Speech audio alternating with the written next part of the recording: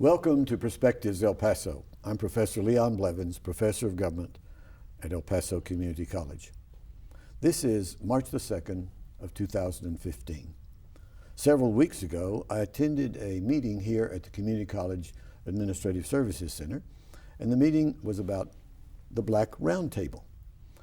And at that meeting, most people were of African American descent. And I, at some point, announced that I was there to recruit some people to be on this program.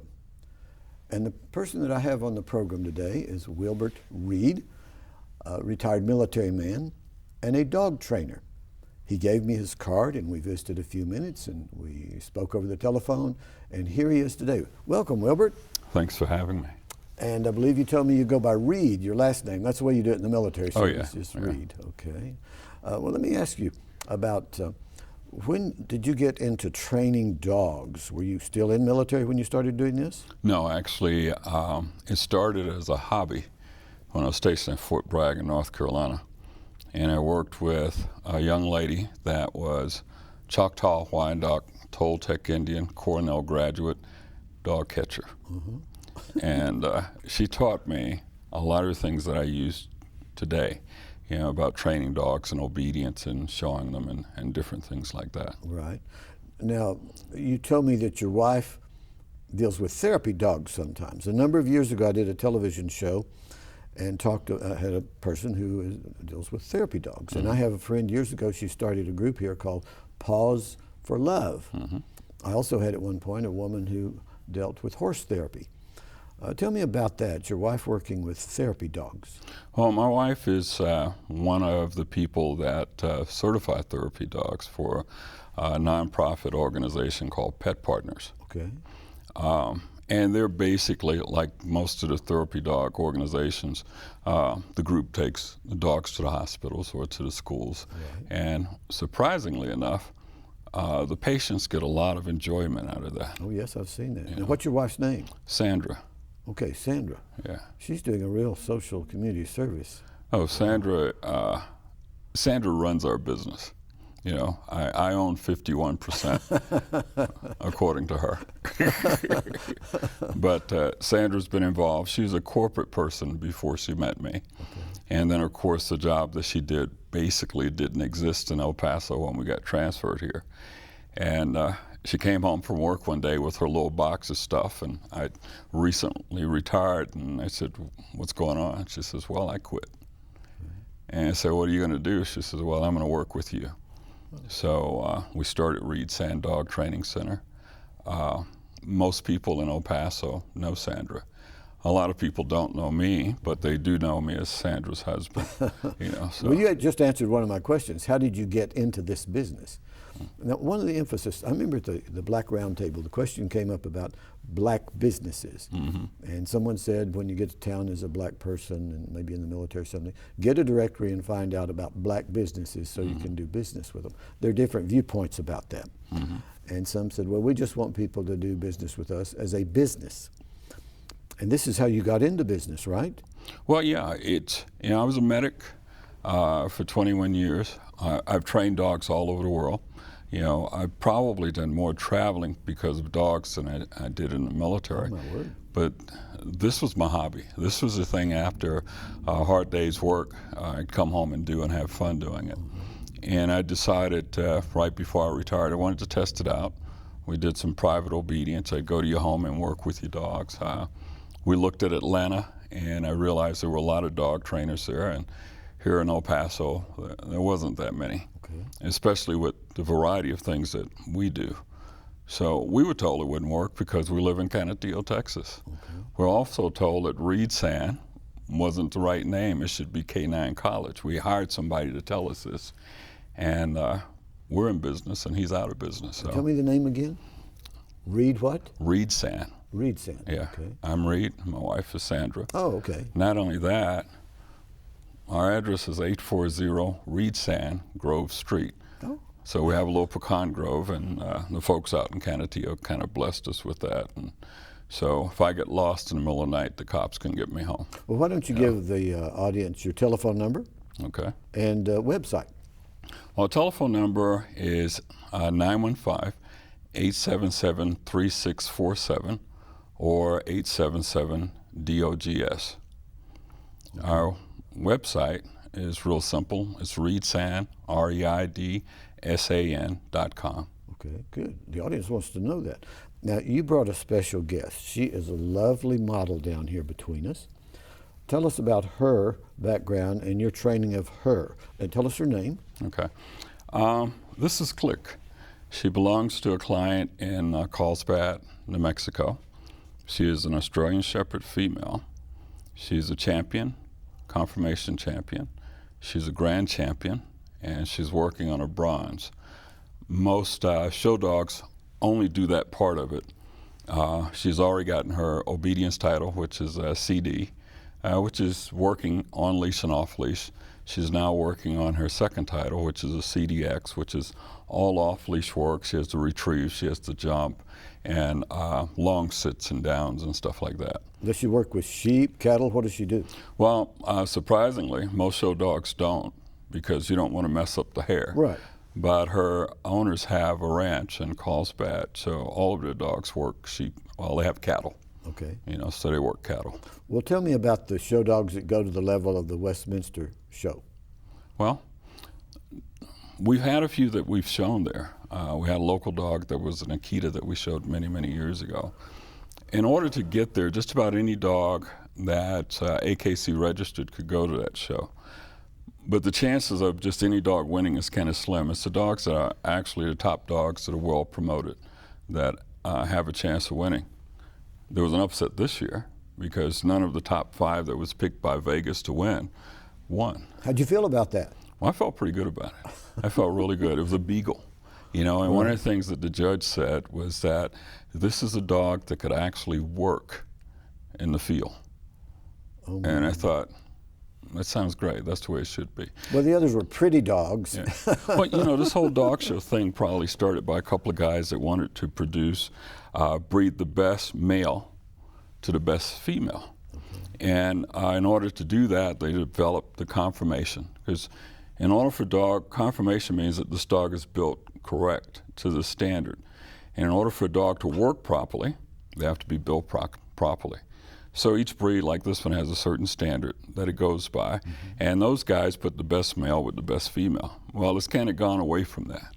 It's more about who's doing the most winning, which doesn't mean that this is a great dog to be a dog that you breed to. Well, isn't there a lot of competition because there's big money so far as concerning advertising pet foods, dog foods, and things like this? Yeah. Well, I mean, we spend billions of dollars on dogs. You know, a lot of it that we really don't need to. We look at dog food like this. We don't promote one brand over another, although we do sell a food called From. What we do is tell people to turn the bag over, forget about what's on the face of the bag, and actually read the ingredients. And if you can read those ingredients and understand them, for example, we like fish and fowl. We like to see the pre and the probiotics. We like to see the gut stuff, like the vegetables and the fruit. The things that dogs, when they're predators, when they actually kill something, the first thing they eat is the gut because it's got the grass and the berries and all those kind of things. I didn't know that. Yeah, and then they have the pre and the probiotics to help digest the meat. So we tell people to find a really good dog food and feed that to their dog constantly, and don't switch it back and forth, because when you switch dog foods, then the dog's digestive system is so simple it normally gets diarrhea from switching the food. Okay. Yeah. Give me an aha moment where you took a dog to a show and you really had that experience. This is wonderful that this dog won this competition. Well, I have a lot of those. Okay, give me one or two. I know you have favorites, but give me one or two. You know, I brought in a dog from, well, all my dogs I imported from the Netherlands. I would fly over and buy them for clients, and I finally could afford to buy one for myself. And I brought in a dog that, Bouvier, that's what I breed. He had natural ears, and 99% cropped the ears like Dobermans.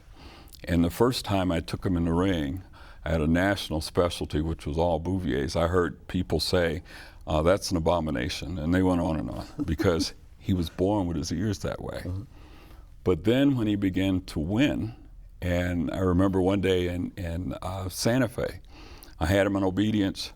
And I had to go from obedience and run to the show ring, and his beard's wet. I'm trying to dry it off, and I won the entire thing. You know, and I won over people that had been in this business for a long, long time. And the judge remembered this dog from the first time he went in the ring. She said, you know, the first time I saw this dog, I thought, this is going to be my winner's dog. And then he just fell apart. But this time when she saw him, he had his entire act together. And he was one of those dogs that you could do just about anything with. Do you have some people at those shows that get their feelings hurt? They just knew they were supposed to win the competition? Oh, that happens all the time. You know, this is the biggest ego-driven business that I know of, because people buy dogs and they want to compete. You know, they want to win. I do it for a couple of reasons. One, when I see a quality dog that I can title, then this is going to boost the status of the dog for the owner. And when they want to breed that dog, they can make a little money off of it. You know, it's not a business for an owner where they're going to make a huge profit, although there's some tax write-offs that they can use. You know. Right. Every semester I go to class at least once as Catman. Mm-hmm. And I wear a cap that says Catman, a shirt that says Cat Lovers of America. And I ask for a show of hands, how many of you like cats? A few hands go up. Mm-hmm. How many of you are allergic to cats? Several hands go up. How many of you like dogs? Lots of hands go up. Mm-hmm. Over these years of doing that little simple survey, I've had far more that like dogs. Why is that? Well, you know, dogs are one of those animals that actually work for you. You know, they went out and they herd the cattle, they went out and they hunt, and you could do those types of things with them. Dogs and cats, I think cats are the smarter of the two, because they've taught people that they're too dumb to learn. Right. So people leave them alone. Right. You know, dogs, on the other hand, as I express to people, if we can ever learn to actually understand what dogs are thinking and saying to us, then there'll probably be an exodus of dogs, because dogs know all of our secrets. You know, they're around us so much. They see all of the strange things that we do, and yet they still like us, you know. And it's a companion. Right. You know, you can take places. You've got somebody that you can come into from work, and you can talk to them, and they listen to the same story every day, and they kind of look like, wow, this is great. You know, at least that's what we think they're doing. Right. You know, so. In this business, I'm sure you've crossed paths with some very famous people that we would recognize by name or by image. Have you trained some of their dogs? Name some of these people that maybe you've trained their dogs. We've trained dogs for, and most of the people I'm going to name are people probably my age now, or maybe a little younger. Meadowlark Lemon from the Harlem Globetrotters. He bought Bouviers from us, and we showed them and trained them. Okay. Bob Lanier, that played for the Knicks, he told me well, I found out his feet made the Hall of Fame the year before he did. I didn't realize how big this guy was until I met him. He was huge. W.B. Griffin, who's a writer, noted writer, him and his father right under the same name. We had Al Gore's, I'm sorry, I can't remember the guy's name right now, but Al Gore's chief of staff has been a client of ours for a long time, and he's purchased dogs for us, you know. Do you find that some of these famous personalities, they travel a lot, and so on, they tend to select certain types of dogs? Certain sizes of dogs? I think what happens, for example, with the ball players, they have such a big ego.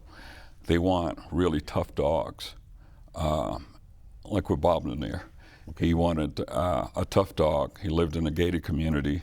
I sold him a Bouvier, which was a nice, non-shedding, family-oriented dog. In Europe, they used them as police dogs. But when you look at this hairy dog, you don't get that impression. So we had a discussion, and everything I was saying to him was going over his head. And when I left a video, and he called me. I said, pop it in. And he looked at it, he said, no, that's the kind of Bouvier that I want. It was a tough dog, but good with people. And I said, what's the dog's name? He said, Deacon. And I said, what's your dog's name? He said, Deacon. I said, that's your dog. Your wife's going to come and spend a week with us. We're going to show her how to handle this dog. And the dog ended up being a great family dog for them. Do you find that women seem to be more interested in some of these show dogs than the men? Oh, women are, women are great trainers. You know, most of the trainers in the United States, when it comes to obedience and agility and those types of things, are women. Mm-hmm. You know, women listen.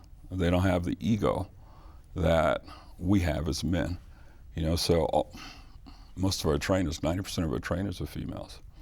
What was the hardest type of dog that you ever trained? When you thought, I'm not sure I can ever conquer this dog? You know, I ran into a dog that I wouldn't train, and it had nothing to do with the breed.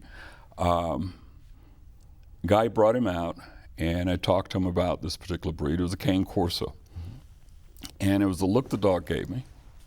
And it wasn't a threatening look. It was a super confident look. And the guy said, well, can you train him for me? I said, I won't train that dog for you. Because I have to have a dog that's pliable. You know, and my gut feeling said, you know, the dog was saying, look, old man, you know. Leave me alone. Yeah.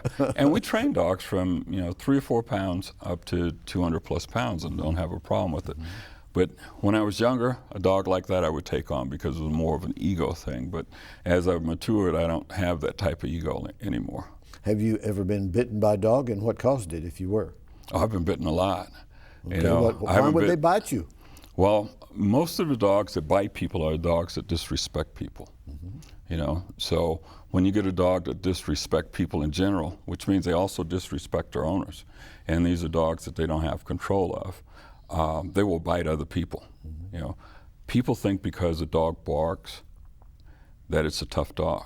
It's kind of like the bully. You know, the bully's not tough unless he's got a crowd around him. Right.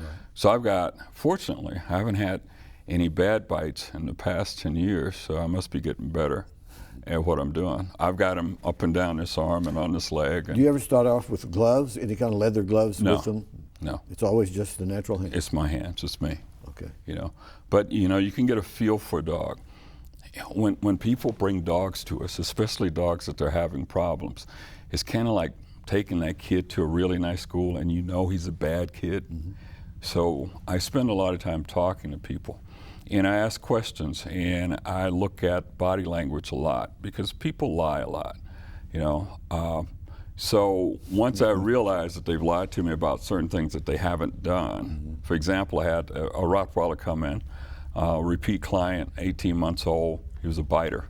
And I asked the wife, and the husband was there, he's a pastor here in town, and I asked her if she treated this Rottweiler like the Chihuahua that she had sitting up on her chest as she was stroking. And she said no. And I knew she lied. Well, it took me a few days to get into his head. And her husband called me the next day. He said, I apologize. You know, my wife lied to you. I said, I know that. You know. So once I can get into the dog's head, we could work together. And part of working together is that you have to be honest with dogs. You know, and that's a difficult problem for people in general. If I said to you, do you really like this shirt? You'd probably go, yeah, it's a nice shirt. But in reality, you might be thinking it's an awful shirt. Dogs trust people that are honest. Dogs don't really trust people that are dishonest. And there's a fine line between the two. How do you use treats with regard to training dogs? The only time I use treats in training is with show dogs. And show dogs, although this dog does both things, show dogs use treat to get expression. You know, the ears come up, they look at it, their back straightens out. We train dogs, and we never use treats in our training. We teach them. We teach them how to sit, how to stay, to understand the commands. Because my theory is this, that you shouldn't have a bag of groceries for a dog to work for you. Now, people have trained dogs with treats, and if they do well, it's fine. But I need to have a dog that when I say stay or down in an emergency situation, I know he's going to be there when I do it. You know? Now, if I want this dog to enjoy his training, I praise him. It's no different than people. You know, you have somebody that works for you, periodically you praise them for a good job, and they like that. Well, we know they learn names. Sure. We know that they learn commands. Was there ever a dog that you would like to train that you never had a chance to, a certain type of dog, a certain breed of dog, that even now you'd like to see as a challenge? No, not really. You know, I've been doing this since '69. So you've had just about all of them? I've had just about everything come through the kennel. What I really like about dog training is that when people come to us, it's because I know they love their dog, but they've got a problem they need to fix. We had a lady come in named Esther Croson. She brought in an English Mastiff that weighs anywhere around 190, 200 pounds. Esther I think she's a little bit older than I am, maybe 100 pounds soaking wet. And when I met her, she said, I've been with 6 trainers, and I was told to come here. So I took the dog for a short walk. He hit the ground, laid down, she ran over and hugged him. Now I know what the problem is. So I invited her into the kennel, and I said, I can probably fix your dog. It might take me a few months, but I don't know if I can fix you. Her husband wasn't crazy about that. He didn't say anything, but I could see his body language. You're a psychologist. Yeah, well, you have to be. You have to be. So I took the dog on the road. He was afraid of cars. I took him on the road. We stopped at one of my favorite spots off of I-20 going to the dog show. And he learned about traffic. And a lot of what we did was not conversation.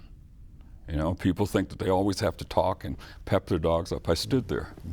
And when the trucks would go off the ramp, he would run. I would stop him, and I wouldn't say anything. And he understood that my courage was the courage that he needed. He was not on a leash. He was on a leash. He was on a leash. Oh, yeah. So he wouldn't take off running into the traffic. Yeah, yeah. Okay. He was on a leash. Okay. But they get courage from you.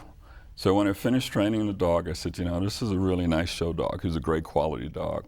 We showed him. She did therapy work with this big dog. And then 3 years later, she'd come out periodically, but 3 years later she came to me. She said, I need to talk to you about something. She said, you know, when I first met you, you said something to me that made me shoot my nose straight up in the air. I said, I saw it. I said, but you had a choice. You could have walked out the door, or we could have worked with your dog. You know, so I'm sometimes brutally honest with people, which my wife says I need to work on. And I have been, but I'm still the same way. Right. You know. Well, you said you bought a lot of dogs from the Netherlands. Why did that happen? How did that happen? Well, they specialize in such? No, it wasn't so much that. I was invited to a competition in Ingle, Illinois, because I wanted to learn about Bouviers, and I was going to buy Bouviers for a lady here in town named Carol Mainwaring, and of course Meadowlark Lemon. And it was very interesting. Most Bouvier people back then were very aristocratic with a lot of money. And then there was me there. And most of the people didn't talk to me, but when they did, they talked to me about the bad things with all the other breeders. It's kind of like, you know, the term, the servant that works in the house, he knows everybody's business. Right. But one of the things that everybody said was, the judge from the Netherlands has some of the best dogs in the world. So when the competition was over, the little backyard bred Bouvier that I took up didn't look like much. We had a conversation, and I said, I want to buy 2 females from you through a translator. And I told the translator, don't add anything flowery to it. Well, it was kind of like that E.F. Hutton commercial, because all of these wealthy people got quiet. Like, I dare him to talk to this man about buying a dog. And he said, no. And I said, I'm going to buy 2 females from you, and you're going to pick them out. And he smiled, and he said, come to the Netherlands. Wow. And I went. We just had a helicopter fly over. Did that bring back memories from the military? I try not to have a whole bunch of memories from the military. I jumped out of them. I did a lot of things with them, you know. But yeah, you hear them when they go by. But we're seeing now, where my wife and I go to church and some other places, we see some of the people with their dogs. That the people are not blind, but they have memories from the military service. Yeah. And some of them worked with dogs, and they inherited or were able to get the military to let them have these dogs. Have you met some of those people? Well, actually, we supply some of the people with dogs like that. We'll get people that come out that need a service dog, and people think that, well, I want to start with a puppy. You never want to start with a puppy, because first you need to know how to train a service dog. A service dog has to be a dog, well, kind of like this one. Okay. You can walk into a place and not noticed. One of our clients purchased a Bouvier from us, and we trained it for her use. And she took it to church, and she said it was the first time she'd ever been in the VIP area. And she continues to take that dog with her. Right. You know, so dogs are really good ambassadors when they can do what they're supposed to do. Dogs can be awful ambassadors when they're out of control. And the reason I bring that up is that when the service dog thing really hit the fan big time, right, people were going to pounds and getting dogs and putting a jacket on them. And then they had dogs that were out of control, biting people, soiling places, and that type of thing. what do you do with regard to children? Everybody wants to come up and pet the dog. Do you give children a warning, tell them to approach with a non-threatening way when you're going to these events? We have just a few minutes. So let's kind of think about that before we close. Okay. Well, what we do is tell parents not to let their dogs pet a dog unless the owner says it's okay. Let their children pet the dog. Okay. Yeah. Because that's very important. And then we teach people how to do it. If you're going to pet a dog, just walk up and say hi. Now, don't be suspicious acting, where you walk up and you turn the hand this way. I have no idea where that came from. And just walk up and say hi, pet the dog, and you're done with it. 9 chances out of 10, you're not going to be bitten. Well, Click, are you here? We want you to know that we're glad that you brought your trainer with you, and we hope you have a great life over in Carlsbad, New Mexico. Reid, hey, thanks for coming and bringing Click with you. Now she's fallen in love with you. Well, it doesn't take much. She likes what she sees. Okay, thank you for tuning in and watching Perspectives El Paso. I'm Leon Blevins with Click.